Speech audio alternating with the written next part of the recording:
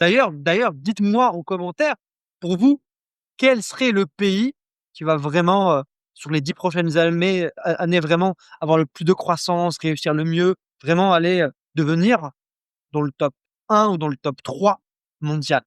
Dites-le moi en commentaire, je suis curieux de voir un peu, ce que vous avez imaginé. Moi, je sais que déjà, l'Inde et la Chine sera probablement, dans le top 3, à voir, qui serait le 3e dans le podium. Aujourd'hui, ce qui se passe, c'est que la France est en train d'être rachetée par les étrangers. On se rend pas compte.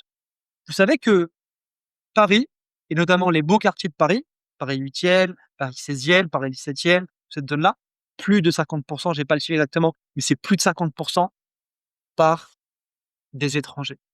On a eu par moments des Libanais, on a eu après, du coup, des riches africains, on a eu beaucoup d'États-Unis aussi, on a eu maintenant des Chinois qui ont commencé à investir. Aujourd'hui, la France est en train d'être rachetée. C'est comme le Monopoly, ils sont en train de racheter la France. Et je sais qu'il y a un côté où il se dit: «Tiens, mais ouais, il faut qu'on protège, on va bloquer, on va arrêter les sociétés qui veulent investir en France et qui veulent acheter d'entreprises françaises». Je pense pas que ce soit une mauvaise chose de les bloquer. Ça peut être, parce que sinon on va se faire bouffer, pour être clair, au niveau de la France. Mais pourquoi est-ce qu'il y a des entreprises étrangères qui viennent et qui achètent des boîtes françaises? Parce qu'elles ont de l'argent. Et pourquoi? Parce que l'argent n'est plus uniquement en France ou en Europe.